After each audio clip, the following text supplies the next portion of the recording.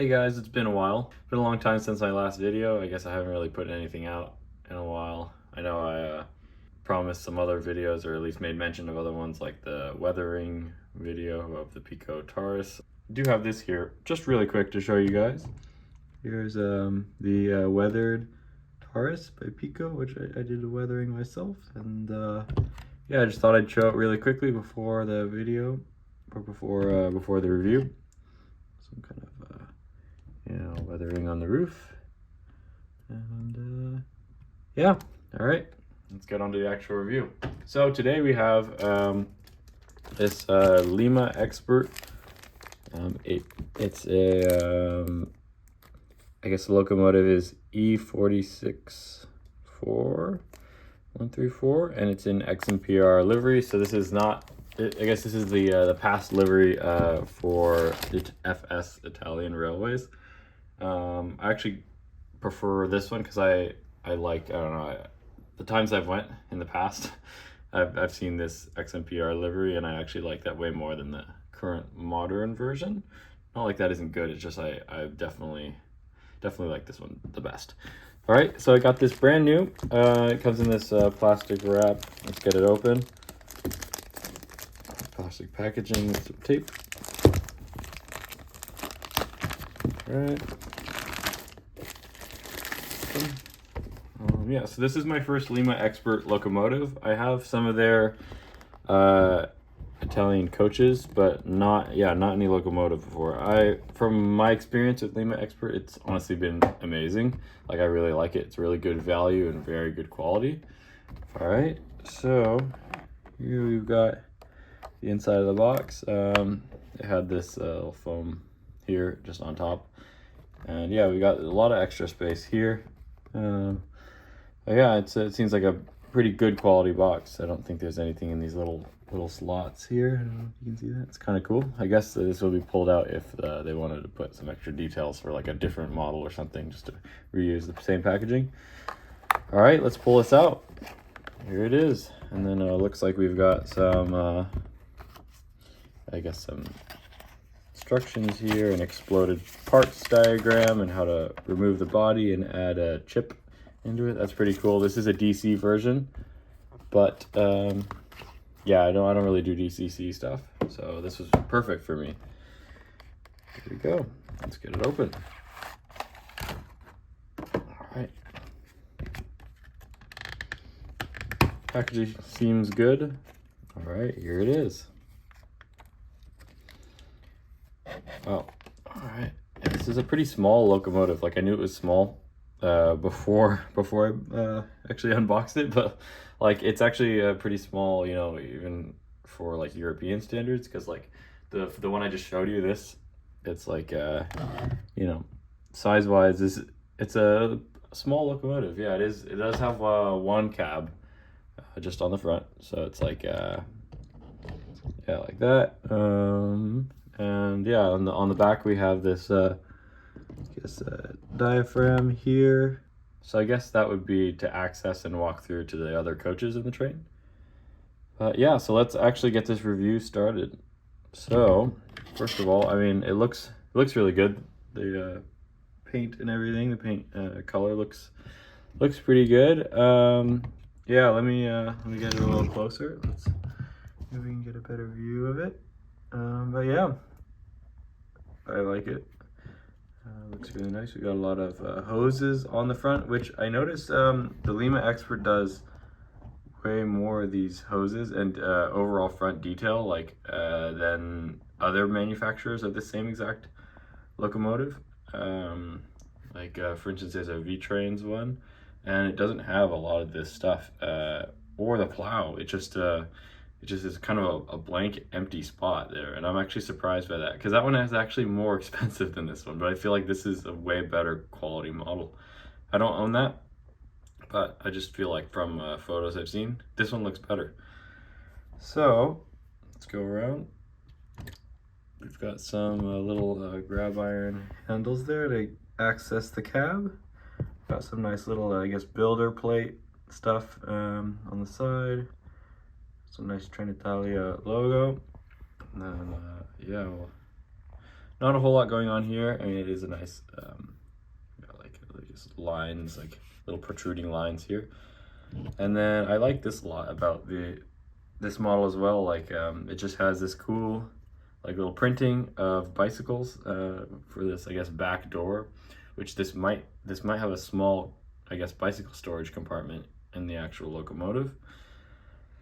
And then, yeah, I kind of showed this already before. It looks like we have some little hose up there.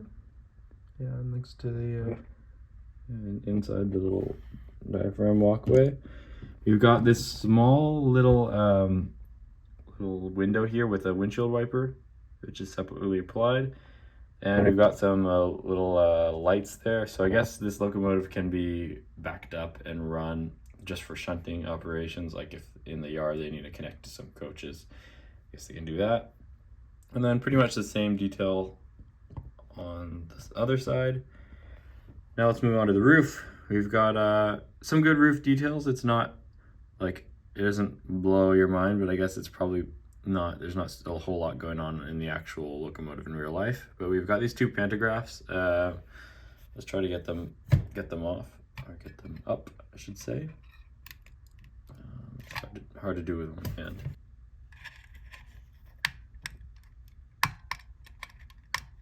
Okay, so I had to cut out for a little bit there just because it was really a pain to get those off.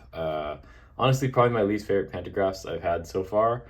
Yeah, they're just not easy to remove, or not remove, just put into the up position. And it's not just like that, it's this different style of pantograph with the 4 arms.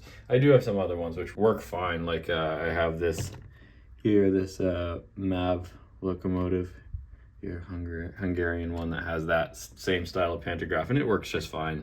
Yeah, I don't I don't know, I don't feel super confident in these, but overall, I mean, it's got a good spring on it, maybe almost too much, but like there's so many little moving parts in this, and I just am afraid I'm gonna break it. Like it's almost too complicated. And then the holding mechanism that holds this down in place is not ideal either. All right, so these little arms there and there hold it in place when it shuts like down like that. It just will clip in. But I'm not a fan of that. It's really not my favorite of any pantographs I've ever seen. But apart from that, like, I mean, I like everything. I have no other complaints about anything. Yeah, going on to other roof details, we got these little electrical cables running between the two pantographs, little handrails, or I don't know what you call them. Honestly, don't know what situation these would be necessary in, but they're on all surfaces that have an edge on them, pretty much. So like right, yeah, on the edge of the locomotive there, just before the drop off. And then some little gold piece there for a little antenna.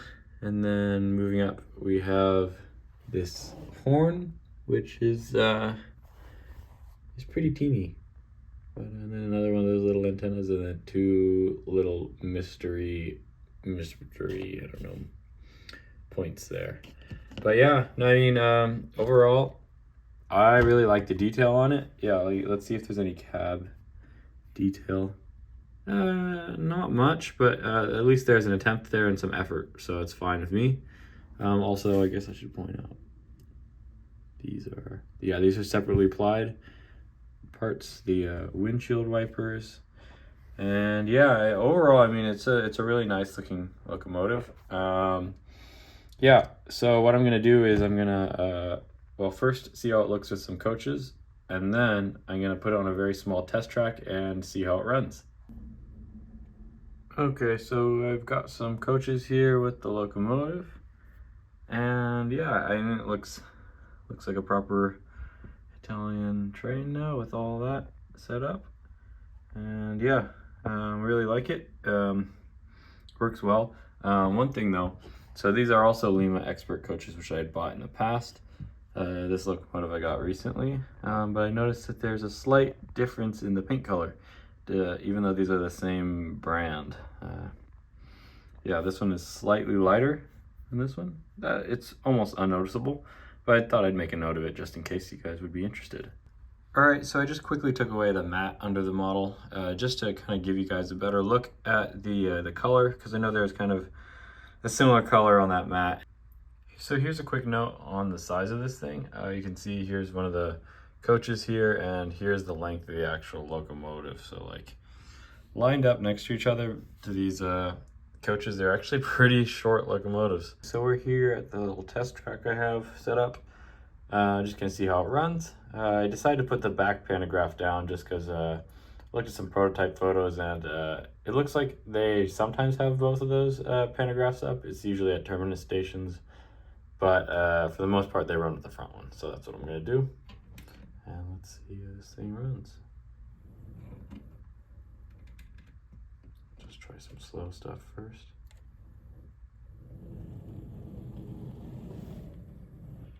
Okay, so it doesn't slow run that great. I'm not gonna lie. Maybe it's just, I mean, I'm just starting it out. Just driving it for the first time.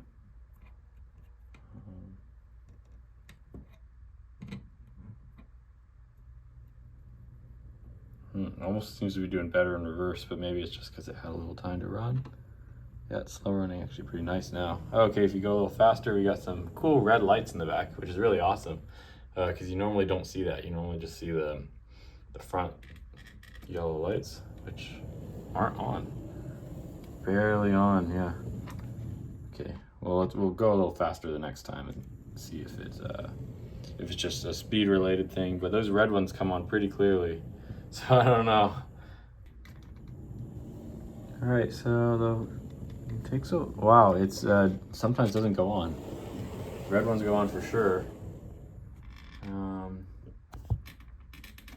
The regular lights, not so much. They kind of, I'm flickering, which is kind of a bummer because I prefer the red ones to work not as good, but they work perfectly.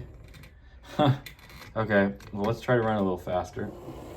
Okay, at that speed it goes on in full. It kind of flickers like pretty badly, honestly, on slow running. Slow running works fine for that though.